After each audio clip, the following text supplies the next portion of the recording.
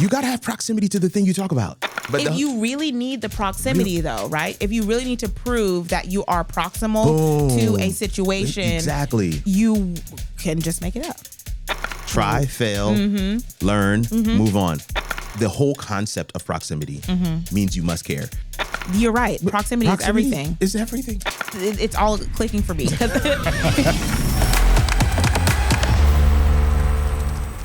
I was talking to a client, and she is a culinary artist. She's a cook. She's a chef. It's a nice way of saying she's a chef. And listen, that's the way she, that's her title. So I call she's a culinary artist. Okay. And she does, she has all these jobs and different things. She was trying to kind of coach somebody else along. So she is my client, and she's also has a client. Which is always great, It's like, okay, look at you. Look at you. Let's go. Let's go. And she was like, man, I was trying to talk to this client about putting out content that will drive people to their business and get them more gigs. And then, but the problem, I guess the challenge for her, this client, not my client, is that there were no gigs. Right? So there's no gigs, number one. Number two, she wasn't the type that was just going to cook just to cook. So number three, her kids are grown and gone. Okay. So it's really just her and her husband at the house, and they usually order in. Wait. Wait. And number four, she didn't want to take on any free gigs. So every time my client would say to her, man, like, you should, make this dish. You had this idea for this dish. Why don't you make this, capture it, and post it? She's like, well, who am I making it for? Girl. That's the kind of client that'll drive you to drink. Because what do you mean, girl? What do you mean? Do you need promotional content or not? Clearly you don't. And so this is like, I'm trying, the idea of the concept, I was thinking, the reason why I hesitated about sharing this story earlier is because I was like, this does talk about the whole concept of proximity. Yeah. But it also talks about mindset. Because you can make up, like with something like culinary arts, you can make up proximity. Correct. You can invent proximity. You could literally be cooking for nobody. How about that? And just make it up. You, in that world. It's all about staging and about. Absolutely. Like in my world, and setting up studios, if I don't have a client, I'm up a creek. Like, what am I going to do? What are you going to do? Take down and reset up your own studio every time. Let me go. Let me move over here. Right. And listen, you could do that too. You could. That's insane. But you could. It's kind of insane. But you could. But if you really need the proximity, though, right? If you really need to prove that you are proximal to a situation, exactly, you can just make it up. And this is what we want to talk about today. Honestly, so here's the quote. It says, "Distance creates friction. Proximity creates flow." Distance creates friction. If you're too far from the thing that you talk about, so we're in the content world, you got to have proximity to the thing you talk about. Yeah. If you're too far removed from it, this is the challenge. I don't know if I know I'm going to go off on a tangent here, but this is the challenge I have with formal education. Yeah. Because there's not proximity. Like sometimes, especially in the technical fields, the classroom is so far removed from what's happening in industry. The world, yeah. It's like, but that's actually irrelevant. Yes. And this is what can happen to your content if you're too far removed. So like at my kid's school, the people who are teaching cyber and engineering and all that stuff, they're double. They work in industry and teach. Exactly. And so I'm just saying, even as a content creator, like if you're a hairstylist and you haven't done hair for 5 months, I'm sorry. There's some things you're missing. Some things. It's not that you don't know how to do it anymore, but you might not even know what the best thing is anymore. Exactly. You might just not be up to date on industry standard at this point. Oh my gosh. Yeah, that's such a big deal. I never thought about it from the teaching perspective or from like you being taught by someone who is not in the field. There it is. But you're right, because at the best schools. Come on. Bivocational. Yes, they are hiring the people who are actually doing the work. Yeah. Yeah. Like a lot of schools require that your professors should be doing research. There it is. So then they're staying on top of what's happening. They have real world experience in the stuff that they're teaching, you know? This is it? Yeah. It's all clicking for me. No, but I love it. I love it. In grad school, my professors first of all, my professors wrote the books. See? So there was that. Because they knew what they were talking about, and they didn't just write the books for my school. Like other people were using the books as well, right? Which is credibility. It is. Right. All of this is content. Right? That's so true. And then also, we were all clamoring to work for them because they did research in the field.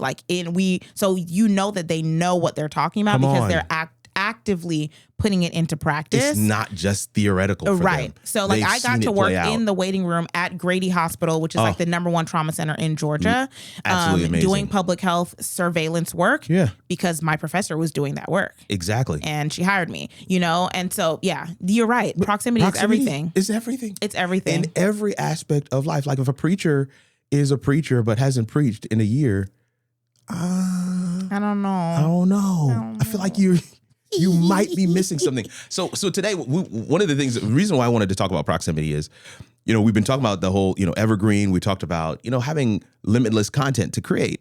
Well, the reason why you have limitless content is because you have proximity to the content that you create, proximity to the thing that you teach, proximity to your strategy, like your particular way of doing a thing. Yeah. You should be executing on that on a regular basis. Like if I'm coaching and I'm actually not creating content, sometimes I will see things in my client's content, then I'll be like, oh snap, that's what I didn't know that. Like, right. Oh, this is new. We're in a whole new world now. Like I haven't actually done that. Right. You don't want that to happen too many times before people are starting to like, yo, so you don't actually know. So you don't really know what you're talking about. You don't know what's going on. Yeah. Oh my word. Listen, we're gonna dive right in, fam. This is another episode of the How It All Works podcast, and I get to serve as your host. My name is Kirk Nugent, and my lovely co-host is Taina Nixon. And man, listen, we are back for another one.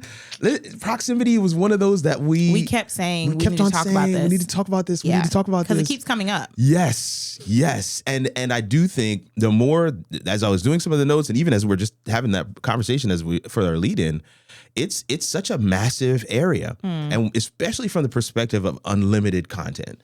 If you have proximity, if you have if you have opportunities to do the thing that you are an expert in multiple times per week, you have multiple times to capture content. Right. Multiple times to have a new thought. Like, oh, hey, I was doing such and such today. Yes. And I saw this. Exactly. And you know what? That brought this to mind. Right. And you create that content, put that out there because you're a practitioner. That's right. And I just absolutely love that. I wanted to kind of start by saying the first piece, the first bullet point. We only got 3, and we're going to try and keep it simple today. I don't know though. I feel kind of talkative. But proximity to the pain.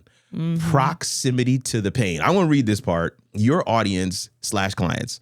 You never have to guess what your audience wants to hear if you are actively listening to what they are struggling with. The exact questions in your DMs, your email inbox, or from your latest client, you know, should be the titles of your next 3 videos. I wanted to make it practical. Like the thing that you were asked, kind of like we did at last episode with the questions, the thing that you were asked is the title of the next video. Right.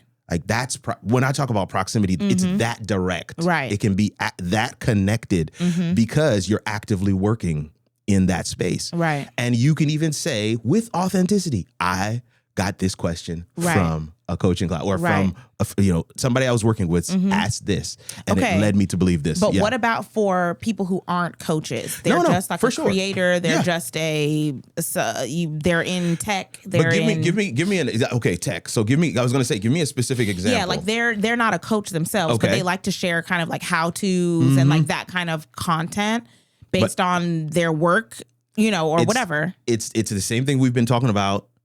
It's the engagement. So when you post that tech how-to video, right? How to update your Google Chrome to the latest version or iOS. but when you post that tech piece of content, invariably you may get a DM or you may get a comment. Okay. And maybe that's not necessarily coaching. Yeah. But your response to that person may actually elicit a new idea for another video or a follow-up video. Right. Or it maybe gives you insight into what pain points these people have. Exactly. Right. Or what this video didn't hit. Okay. So now I can go back and do it even better because I've got deeper insight for those that I'm speaking to. You know what? So the other thing I would say too, like, let's say you're just starting. Right. No one is asking you any questions. This is true. No one, what I mean? That is a space that most exist in. If you actually work in the field, whatever that field is, right? Like, that's legitimately your passion or your area of interest. You should have experienced some pain points yourself. Absolutely. Right? Oh, this is gold. You should have personal, like, proximity to the pain. Thing. Oh, my word. You should have personal proximity to the thing. That's good. You see what I'm saying? Oh, yeah. So I feel like, I would look at it this way. Like, there are doctors who will never be as good as they could be because what they treat and, like, the area that they're in, it's like completely not applicable to them. It's why that's gold. A lot of women would prefer a female OBGYN, a female OB, like, you know, because, sir, you don't know what we talking about. You could never. Proximity. I went to have a procedure done, and the doctor assured me that it would just be a pinch. I literally yelled. It was not a pinch. It was not a pinch. And I wanted to fight him so badly.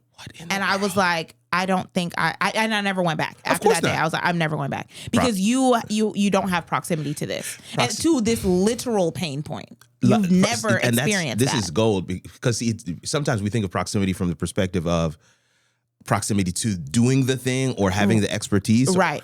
Or teaching somebody. Even having the patient. But we're also talking about proximity to what the patient or the client is going through. Proximity to the pain. I think that's gold. Yeah. And in his case, he didn't actually have to have, like, a cervix, a uterus, right? But, like, if he had learned to listen. There it is. To patients, to read up on, like, the most. Understand your handicap, my friend. You are not. Know that you're operating at a handicap and actively seek out information. Boom. Actively seek out experiences from other people. Because I guarantee I'm not the first woman to have experienced that level of pain and responded back. But he just didn't care. He didn't. And I think that's you, and that you hit the nail on the head. The whole concept of proximity means you must care. Right. The person I talked about in the beginning, you know, with the cooking, it's like, sis, you clearly don't care. You don't care. You don't care. You don't care. You don't want this to work in any real way. No. You want it to be super convenient for you. Yes. You know? You just want the business to come in. Yeah. It should just all be there for you.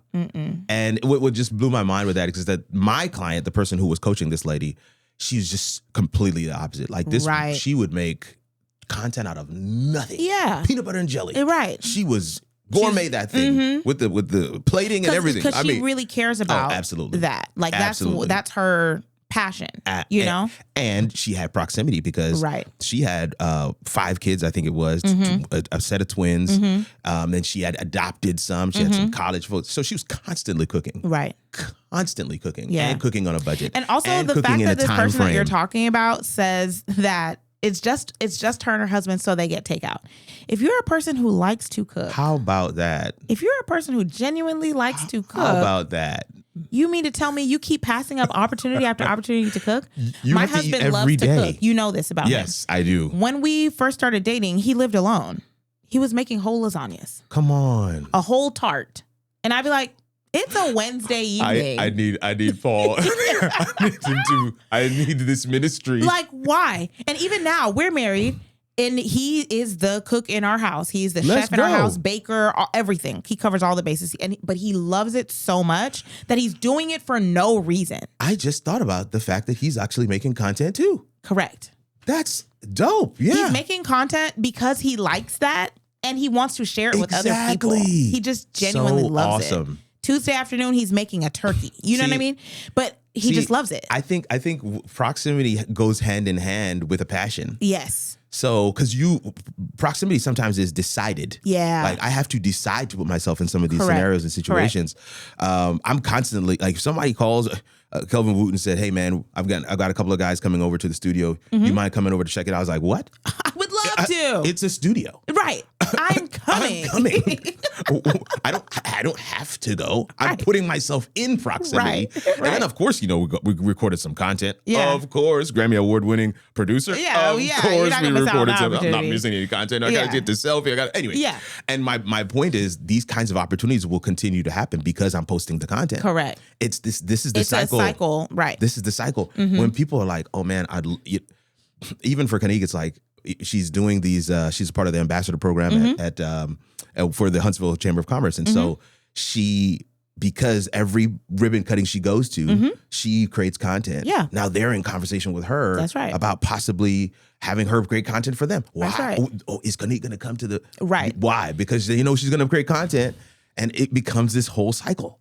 Proximity is literally something you have to decide on. And when you look at the opposite, like people who are not doing it right, I often see it in the coaching space. People who don't have real proximity to something, but they need to make money, right? Ooh. They want to make money off of something. Yes. And they're like, oh, people seem to care about this. People are searching this up. Yeah. Let me talk about this. You don't really know anything about this. No. Yeah, you don't really know anything about this. Yeah, in that space. Yeah, as an expert. As an expert, based on what? No. As an expert, based on what? Who have you helped? What problems have you solved? Who have you? When did you ever even experience this thing? Oh my word. Okay. And it becomes a wet blanket as well, because if somebody comes to you asking a question and you're not genuinely excited about the thing that we are both doing, then you're answering the question with a lackluster that is palpable, right? Yes. I mean, and that comes across in your delivery. It comes across in your content. Yeah. And so proximity isn't, there's so many layers to the thing, but there's a proximity to the love. Correct. Of the thing. That's right. And how much do you love it? You can forget it. Do you cater to other people who do love it as well? Yeah. Real quick, just based on you watching this podcast, I know two things. You believe in investing in yourself, and you recognize the exponential power of content. Super dope. Content is the engine that enables professionals to control how they show up online, and that's why you're here. But I want to ask you this question. Is your current digital footprint intentional, or is it abandoned? When people Google you, what do they find? And are you in control of those results? I want to invite you to take the A-List Digital Footprint Challenge. In 90 minutes, you'll gain unreal clarity on your digital reputation and how to improve it. This challenge has equipped chefs, public servants, medical doctors, MCs, speakers, and educators to turn content into community and authority into impact. What if a few online presence changes could be the difference between another average year and finally cracking six figures? Scan the QR code if you're watching on a TV, or click the link in the first comment below. Put yourself back in control of your digital reputation. All right, let's get back to the conversation. Okay. Proximity to the framework. This is your strategy. And if you don't have a strategy, family, I am just encouraging you to just put pen to paper. I believe that everybody does have a strategy. Yeah. For whatever the thing is that they do. We just haven't necessarily given it a framework. Okay. We haven't put pen to paper to say, I walk people through this process and it goes like this, like this, like this, like, and even if you just did that and then begin to put names on it, maybe find some alliteration, and 4 Ds or whatever it is. I didn't even bother doing it. It's DCEM for me, but the whole point is everybody has a framework. It's just a matter of actually writing it down. Okay. And so this second point is proximity to the framework. When you are actively living and executing the frameworks you teach, if I could just pause there, every single day is a working case study. Content isn't just teaching the broad concept. Content is talking about the micro adjustment you had to make to step 2 of your framework this week. And that's the thing. It's like, it's not a monolith. So yes, this is what I prescribe, but you might, it's like a recipe. I know we're heavy on the cooking analogy today, but I mean, it's a pinch of salt. Right. What is a pinch? Right. I don't know. Correct. Your pinch might be different than my pinch. Yeah. And then when you taste, it's like, a little bit more. Exactly. This is what I'm saying. Yeah. There's some micro adjustments and those micro adjustments you are only familiar with if you are actually doing the thing. If you're actually executing on the strategy and the framework yourself. That is an absolutely critical point, because if you're prescribing something, a 10-step process, but you haven't done step 5 in like 4 years. Right. It's a challenge. Right. When somebody says, yeah, man, on step 5, I'm running into this. You should almost be able to finish that sentence like, oh, yeah. You know, step 5. I see that a lot with like creator coaches. Sometimes they have gotten so big that they forget what it's like to be small. I agree with you on this. And so some of the stuff they're saying, it doesn't apply. Who's doing that? Do you not remember when you first started? You didn't know how to do that, bro. You didn't have the money to invest in that software. Exactly. You didn't have a virtual assistant. It was just you. You don't remember. So I find that like it's very important to go back to the beginning, like either in your mind or you're working with someone who's just beginning, or you're like, let me start a new channel. Come on. Just to I'm gonna put these things to the test. Yep. Just to try it out. Yep. You know, these platforms have changed so much since I started. Yep. Let me see what it's like. And I always show up as this. Correct. So I don't even know what it's like to be. You don't know what it's like to be hoping that somebody will follow you. Real talk. You know, I really like Monty Woodard. He's a really good content coach. And something he did a couple years ago, it might be more than that. My sense of time is warped since the pandemic. But something that I was following that he did, he started a new page. He didn't tell anybody about it. He didn't drive any of his followers there. All of his followers were trying to guess what it was and how to find it. And he was like, nope, I'm not telling y'all because I want to do this organically so that when I say it is possible to go from 0 to 10,000 in a year, you'll believe me. Wow. When I said, you know, like when I tell you use these rules and X, Y, and Z will happen. Oh, that's gold. Yes. And what I loved about it was he did it based on a new hobby that he had picked up. So it's not even in his his current wheelhouse. Nothing about it. Yeah, Pat Flynn did something almost exactly the same. He became a long range bird watcher. Oh wow! And photographer. Yeah. So he started a page. It had nothing to do with his name or anything. Wow. Just for the content that he was getting when he was birding. Which wild. Is great because it's something that he's passionate about. He's still bringing a passion to it, right? So that's the piece. So it's proximal to him. He cares about it. He's actively doing it on a regular basis. Gold. Yeah. No, so with Pat Flynn, of course, Pat Flynn is, you know, the podcasting godfather, if you will. But he started a new handle and channel with his son that was on Pokemon cards. Totally different, and it's faceless, so there was no way for you to know that it was him. Perfect, and it's actually outperforming his main channel now. Wow, like he's completely eclipsed that. So it's crazy, but that is a whole other level. To me, that is dedication to like teaching people truly, and like walking them through a framework beginning to end, because you really know what it's like to be a beginner. Yeah.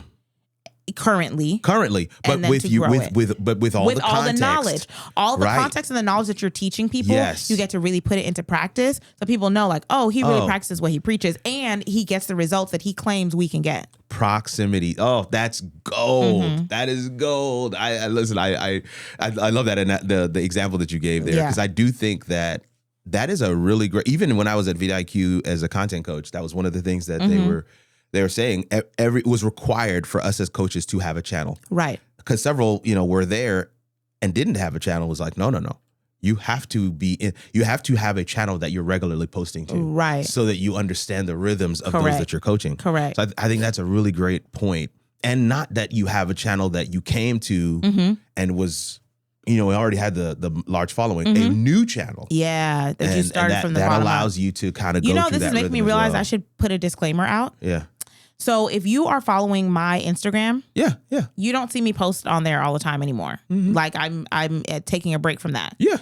I post very regularly for an institution. This is true. You do. For an organization. Very regularly. I just shared one of my stories just yesterday. Yeah. So I need to help people realize, like, don't think that I'm not practicing what I preach. Oh, no. I'm just doing it as part of a contract as opposed to on my personal page. I think it should be like, so I think it should just be generally stated. Yeah. So a friend of mine, somebody came into one of my live streams and was asking me some questions about StreamYard. And he was like, are you still? I know you don't use StreamYard anymore, right? Because you just use Ecamm. I'm like, no, but I have like 4 or 5 clients who exclusively use StreamYard. Exactly that. So I'm in StreamYard at least 4 or 5 times a week.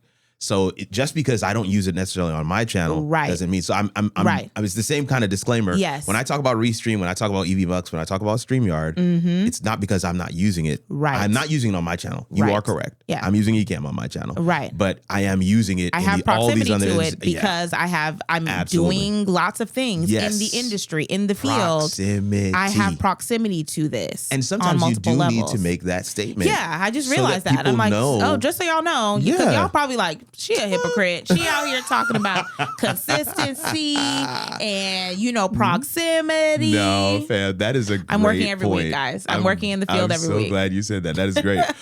Because that is a really valid point as well. Because even... it's mind-boggling. So the same conversation, we were talking about a member of my community who just hit 29,000 subscribers, and we were celebrating her, blah blah blah blah blah. And another person that's in the community who also happens to know that I work at Breath of Life, was like, "Well, hey, Kirk, didn't you guys just cross 50?" And I was like, "Yeah."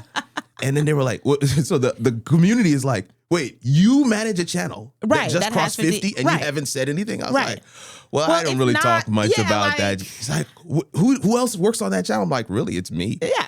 I mean, yeah, we all create, the team creates the content, but in terms of the strategy, the thumbnail, it's me. Yeah. And they're like, my God, you're managing a 50,000. It doesn't click sometimes. Right. You do need to be able to state that. That's part of my resume. Exactly. And I don't often share my resume on the internet like that. But yeah, the resume is long. I'm not going to lie to you. Proximity. This thing has legs. Let me get to number 3 before this is, we're to the 2 hours long. Listen, okay, proximity to the mess. I could just lock the phone right now. Yeah. But this is your authenticity. When you are disconnected from the actual work, you try to sound like a perfect textbook. When you are close to the work, you experience failures. Right. Sharing the real-time hurdles, mistakes, and messy middle of your current projects provides endless content that builds much more trust than a polished theoretical lecture ever could. This is where the gold is, because I do think that you are a mad scientist. Yes. You're cooking some things up. Yes. Like, I'm going to try this out. While I have, a pretty defined process that I coach people through, principle-based, there's a lot of latitude in every one of those steps. There's a lot of latitude. And so each person is still going to have, find their unique thing that they are going to do. And that combination is specific to a person. Right. And so, yeah, you've got to be willing to explore. You got to be willing to share, like, yo, I don't do it this way anymore because I found this. That's right. And that this sometimes is a failure, and that's okay. Yeah. So, and that's proximity too. Oh, that's so good. I trust there are 2 coaches that I've had at different points in my content creator and then coaching journey. Both of them were content creators turned content creator plus coach. Got you. Well, one of them, she ended up just coaching, and just starting new coaching opportunities. That was her thing. And I really like following her because she also has ADHD. And I watch her start and stop stuff all the time. And it's very encouraging to me. So, which is a whole nother cheat code, by the way. Yeah, it is. So one thing about both of them is that I watch them take risks and fail pretty regularly. They don't really announce their failures. I'll just be like, wasn't she doing a thing on sexual health? Yeah. What happened to that? And I'd be like, what happened to that? She tried it. It didn't work. She moved on. And that's it. She moved on. And that encourages me because I'm like, it's okay to fail. Yeah. It's okay to try things. I know that she's learning every time that happens. And then you also see her succeeding at other things. So good. Yeah. So one of them is decidedly more ADHD than the other. The other, she's just steady. She's steady. And she always has her content going.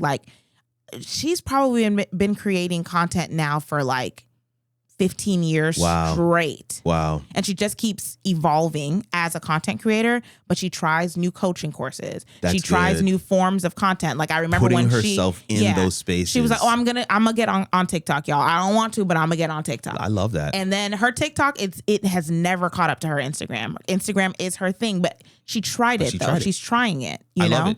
No, as a child of an entrepreneur, I grew up My dad has always been an entrepreneur, always had his own business. We have seen him take on multiple different types of business opportunities. There's a time where he was selling formal glassware, like wine glasses. Like we had a whole shop. We were selling. That's a new one. Listen, man, he tried some of everything. He did air heating and air conditioning. Okay. He did plumbing. Like he tried some of everything. But his bread and butter was always woodwork, carpentry. That was his bread and butter. That was his standard business. But he was trying everything. Other stuff, yeah. And that woodworking business that stood the test of time. It's still there to this day, and he still makes a bag. Wow. But he would try these things. He at one point he was doing property management. So he had about 50 units that he was managing for somebody, and about 10 of those were his own, but nobody knew that. Anyway, there's some tricks to the game. But my point is, we had front row seats to see, try, fail, learn, move on. The other piece of this puzzle that I want to share here, especially as having been an entrepreneur for a number of years, one of the things the question that I get when I'm interviewing for a position, I haven't done that in a while, but when I am interviewing for a position, they one of the things this lady asked me in particular was, what have you failed at and what did you learn from it? I just thought it was such a great question, especially from an entrepreneurial perspective. What have you failed at and what did you learn from it? Because honestly, the second part of the question, it allows the first part of the question to feel a little bit better. Exactly. So you don't know, it's like, oh man, I don't know if I want to answer what I failed at. It's like, but what did you learn from it? Oh, okay. Now I'm in a teaching capacity because how many people have been able to fail at this thing or have this experience? And that's all failure or success, whatever.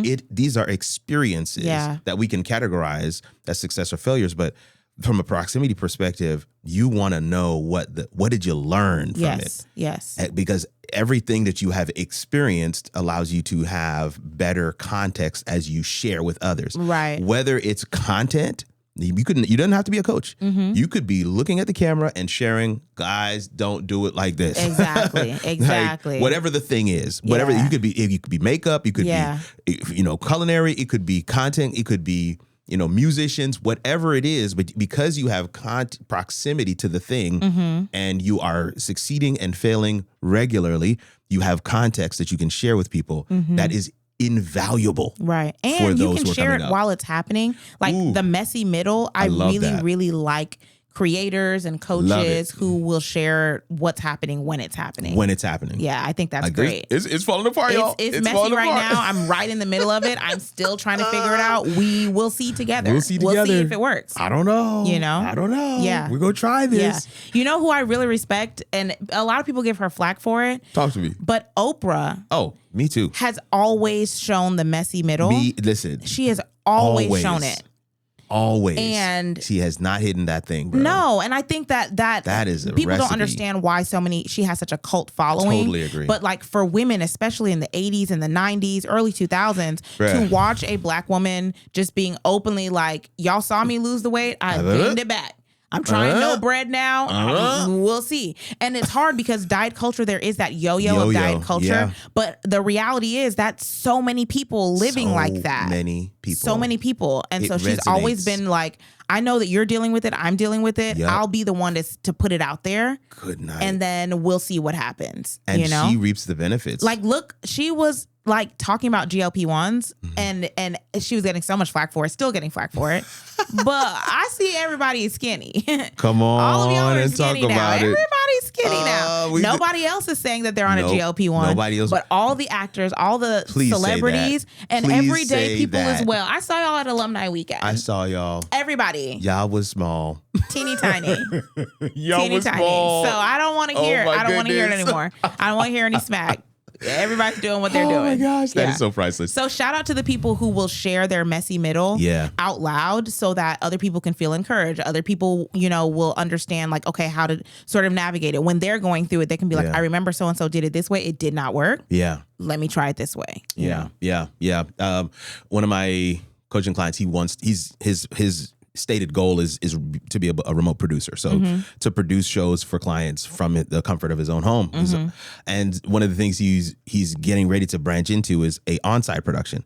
All of the above I've done before. And so he messaged me, DM'd me this week, and he was like, hey, how am I connecting into the house sound? And I was like, probably an XLR, but real talk, every time that I have done this is the context, right? This is the proximity. It was like, but real talk, every time I've done this, I've always had to bring a cable myself. In fact, many times they don't even know what to look for. So I just kind of look around the room and look for the XLR and try it first. Some of them that may have the little dongle thing. But anyway, I gave him a ton of context and he was like, see, this is why. Yeah, exactly. Because this is such a random, side. Like, this is not quite technical. This is not like, put this camera here, put this camera here. Yeah. It's like, how do I connect to the house sound? Right. Like, that is such a side thing. But again, the only reason why I was able to give him full context is because you've done it. Because I've done it, but I've also failed. There are so many, like, oh my word. There are some times where you get there and you're like, oh shit, what? I need a what? You guys don't have that?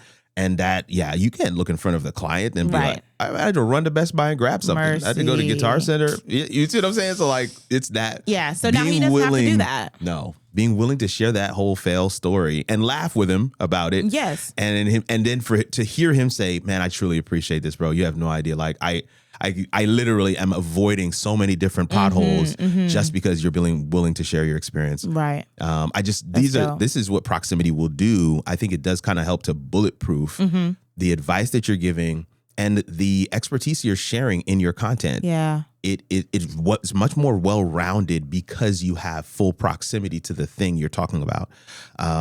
Yeah, man. One of my guys that we used to work with, he's not a client currently, but he has a channel where he does like reaction to like Married at First Sight, all those, Love is Blind of scenarios. And his proximity is that he's a fan first. You see what I'm saying? Like, so like, even because I don't want people to likes it. Exactly. It's not that those shows are super popular. They are. But he's not just trying to capitalize off of that. He would have been watching the show whether or not he was making the content. Exactly. Because he likes the show. Because he likes the show. And that's the reason why I wanted to throw that one in there as we get ready to land is because I don't want you to think it's only for the coaching or for the thought leadership or for expertise. Yep. I mean, here's a person that is in entertainment, essentially. That's it. I mean, reaction videos, and he still has to have proximity. And for him, it's like, every time there's like a ton of these kinds of shows, apparently. I didn't realize how many there were until I started working. There's just way too many in my opinion. You know what? I'm just realizing. Like a lot of those shows. Okay. I don't watch Love Island, but my sister does. My sister is like a big reality TV person. She watched Love Island. She told me about it for years. She's been watching from like the UK. This year, there were some very compelling characters on the US Love Island, and it like tripled their viewership over this last summer, right? And so because it was getting so much traction, there were people who had never really watched, like creators, who had never really watched Love Island before. And now they are commenting on Love Island, right? Yeah. But because they don't have real proximity to it. There's a difference between proximity and popularity, right? Oh, they were trying to word. ride the wave, and they would get called out every time by true viewers because they'd be like, that happens every season. You think that's an anomaly, but that happens every season. You don't know what you're talking about. You don't know what you're talking about. Stuff like that. You need to have proximity. Yeah. Like, you need to have actual proximity and passion for the thing. That's good. Yeah. Oh, man, and not just popularity. That's such a great example to land on. But I just don't want anybody to miss the opportunity that proximity presents. You can make the decision to put yourself into proximity. Yes, right? Excellent point. Excellent point. Even as an internship is proximity. Yeah.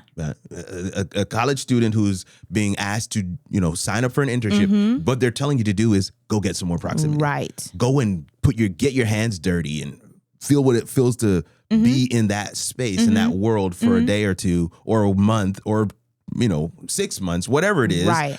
Because this is what you're signing up to do this. Yes. Get more proximity. And I think many times we want to be experts. We want to share things in particular spaces, but we're not. You're not there yet. And you're not if there you have yet. An interest in something, but you're not there yet, find opportunities for proximity and make it happen. Absolutely. Yeah. Make it happen. I'll land with this last piece. The reason why the whole proximity thing came back to me is a young guy was saying to me, man, this whole concept of the media pastor. And he's like, man, I just love that. I really feel like that's what I should be doing. And I was just like, oh, okay. So, what in media are you currently doing? Well, we don't really have, that role at our church. I'm like, yeah, nobody does. Not really. I mean, it's actually a very rare role. Yes. So, but what in media are you currently? How are you serving in media currently? It would be good to, for you to have experience in all the different areas. Are you volunteering with your front of house sound engineer? Are you doing something with the switchers, or are you working cameras, stage management? He's like, well, I tried to sign up for everything was somebody else's fault. I didn't even call me back. These guys said they were full and couldn't get on this team. I was like, bro, it doesn't sound like you really want this, because you have to get yourself into proximity. I mean, you got to live and breathe this stuff. Correct. And up to and including manufacturing the opportunities, because literally I did that for quite a while. You just made me think of something, because I was like, I don't think I've done that. Yeah, I have. Recently. Okay. Recently, someone from church, actually, she has seen me on podcasts and like doing these different things. And so she was just telling me about these group of kids that she works with, and they're like alternative. They go to an alternative school. Okay. Like they've gotten into fights and been in situations where they're not allowed to go to the standard public school anymore. So she was like, as you can imagine, it's extremely challenging work. And a little known dream of mine, actually, I'm not even going to say what it is, but I have dreams of one day working with a certain population that these kids would fall under. Yeah. And so she was like, maybe you can talk to them or something, right? Now, something else that I do but want to do more of and need more proximity to is public speaking. Yeah. And so I was like, do you guys do any sort of like assemblies or something? Yeah. And she was like, yeah, we gather them on this day, and they come down and, they don't really like to listen to us. And I was like, but would they listen to me? Yeah. And she was like, maybe. Yeah. And I was like, okay, I'm going to come. Do you think she paid me? Do you think the alternative of course not. School has a budget to pay anybody? No. I made slides. Come on. I got dressed up. Yeah. I went to this school. Absolutely. When I first started, none of them were listening to me, because they're like, who are you? Who is this? Who are you? What do you have to say? Yeah, like, what are you talking about? But I created an opportunity to speak to them, and then also to engage them, because I'm also a coach. I've also been a teacher. I've also been a college director. And so I really pulled from all of those skills, which I do have proximity to. I may not have ever done that particular thing, but because I have a passion for this kind of work, for communicating and coaching, this part, I could pull from those skills and use that to do a public speaking address. Come on. That would pull these kids in. And by the time I left, we had planned some of their futures. We had talked about the choices that they're making and how those choices. Exactly. Okay, well, what if I want to be what if I want to own penthouse suites? And I said, okay, well, we're going to have to work our way back from that. Right? Where are we at now? Let's chart the course. I love this stuff. And I do love that stuff. But I also needed proximity to that population. Yeah. What does it look like when I don't have a wrapped audience of women, who come from my same socioeconomic status and, have the same goals as me? Yeah. What does it look like when I have to speak to a group of people who I don't necessarily have their same pain points? Wow. I don't. That's good. I don't know what it's like to be kicked. I went to private school. Yes, you did. I mean, me too. I went to private school. Private. You know what I mean? I don't know this life. So I don't know. Forest Lake Academy. Not only did they go to public school, they got kicked out of the public school. My. They're in a whole different lane. But one day, I hope to speak to a certain socioeconomic status that those kids are probably a part of. That's good. And help to build a different life for them. And you, in that scenario, you can, because of the optics of it, if by some reason, I don't know, when schools, it gets a little funny, but if by some chance you would be able to bring a photographer with, I mean, now you've got, content. And guess what? I didn't have a photographer. But I had my phone though. Yeah, you did. I mean, but I'm saying even. I had my phone. But I don't think this is the last time either. No. So she's already asked me to come back. There you go. She's already asked me to come back. Yeah. I'm just saying that to say for people to connect the dots. Correct. I think when we're talking about limitless content and proximity, when you have proximity or you are manufacturing proximity, the other piece of the puzzle is to be intentional about now capturing it. Capturing the moment. Even if it's not like in the moment, because you don't want to put people's pictures on camera. I didn't take pictures of any of the kids. I don't think that's, I think you got to be careful with that. I have a video of my slide presentation on the thing and a student reading my bio and introducing me. That's good. You can hear her voice, but you don't see her and you don't see any of her classmates. You just see my slides. That's and then good. I also took a picture after walking out of there. And it was just me with my briefcase and whatever. Yeah. But in my mind, I was like, one day when I share this story and I explain what my thought process was behind taking this gig, this is the picture that I'll use. I love it. In front of the school building, right? Talking about sort of. But see, even that is very intentional. I think that these are the things that. So proximity. There's a population of people who don't understand proximity, and that's why I wanted to kind of give them these 3 steps: proximity to the mess, proximity to the framework, and then of course proximity to the actual solution itself. Right. But then there are those who have proximity in spades, but they just don't recognize the moment. They're constantly trying to figure out, how do I come up with content when the content is on their calendar? They just have to be intentional. I love taking a selfie of myself be at the back of the room before they introduce me, because everybody's heads are faced that forward. Way, exactly. So there's no faces in my shot. So I'll take the selfie. And then I may say, or I might even do a quick little video. Y'all, I'm getting ready to speak. I'm saying, you can hear them introduce me. Exactly. I'm getting ready to speak to this group right here. Y'all pray for me. I'm kind of shaking right now. I'm giving a little vulnerable moment there, right? Because real talk, I am a little nervous. Yeah. All those things, but I do think that a lot of times we don't take advantage of the opportunities that we have. Correct. There are opportunities. So some of you have proximity, but you're not capturing it. Not at all. You're not recognizing it for what it is. You don't know how to package it to share it with other people. And that's the two sides of, we talk about proximity and passion, because they must merge, but I do think there's a sensitivity that we each need to have to recognize, like, what do I have proximity to? Right. Because I guarantee there's somebody who wishes they had the proximity you had. Yeah, exactly. And it is for us to now recognize, okay, what would somebody wish they had that I have? Right. Or based on whoever my target audience is, who I'm trying to work with, who I want my content for, what would they like to see?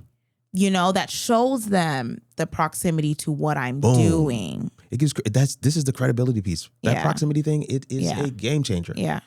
It is a game changer. We're going to leave it right there, y'all. This was a great one today. I'm glad we circled back to do this one. There's a couple others. I think like the whole comment creator thing, we need to touch on that. We need to touch on that one as well. So that's going to be coming up next. But I really hope that you will kind of post a comment below and answer that question. What do you have proximity to? It may not be your content area. It may, you see what I'm saying? It actually may not be the thing that you are establishing yourself as a leader in, but what do you have proximity to? Like, I have a new driver in my home, so I have proximity to insurance rates and all this other nonsense, which I have no desire of being to talk about, or like, but I do have proximity to it. Yeah, right, and I do think that's a good thing to also think about, is what do I have proximity to that is applicable to where I'm trying to go. Absolutely. Right? I've been thinking about that a lot. Now, the merge of the two is good. Yeah. But I do think that there are, what do you have proximity, listing out what you have proximity to, and then you can figure out how to make it work for the content. That's very true. Because I can tell you, even as I'm thinking, I'm like, oh yeah, the whole insurance thing, but I could make that work. Yeah, you could. I could swing that around. Yeah. But it's just, I've been thinking about that for PTA, because I'm spending so much time as PTA president and putting so much effort into it. I'm like, how do I make that work for where I want to go? What can I share? I've come up with some ideas, but I'm looking at even career trajectory. I'm thinking about, how do I frame that? Leadership, obviously. Right? Exactly. That jumps out. But then there's other planning, pieces. Curriculum development, like core curricular work, advocacy, community engagement. Absolutely. Yeah. So it's like, I'm a coach, public speaker, whatever, but I'm also a PTA president. Yeah. How can that work? These are, and I dare say that those of you who are watching, could do the same. Yes. You could do the same. You have proximity. Each of us have proximity to things. Yes. There are things that we do regularly that we do not think anything of, but because you do them regularly, you constantly have access to it. Right. You probably have insight and perspective on that thing more than anybody else. Right. And you could bring something to that table. I mean, for some of you, you might actually be saying to yourself like, man, I'm probably in the wrong content lane. And that's okay. Maybe. That you might be. You might be. Because proximity, honestly, is one of the key things you want to be looking for as you pick a lane. Right. If you don't have proximity, you actually can't create the content. Right. And so I really want to challenge you guys to do that. You actually shouldn't. That's the better term. Actually. You shouldn't. But I definitely want to challenge you where that's concerned as we get ready to close it out for today. Type in below, what do you have proximity to? We want to hear from you, and we're going to be in those comments chatting it up. Man, this has been another phenomenal episode of the How It All Works podcast. Hope you guys are rocking with us. Looking for your comments below. I get to serve as your host. My name is Kirk Nugent, and my lovely co-host is Taina Nixon. And man, family, get at us. You know, we always put the handles on the screen, and we always make sure that you have the email address for your questions, comments, concerns, if you other topics, ideas, things that you want to hear us talk through. Yes. Please send those through as well. We enjoy those. Those are fun episodes for us. But yeah, definitely we want to challenge you around this concept of proximity. What do you have proximity of? Grace and peace, family. We'll see you in the next one.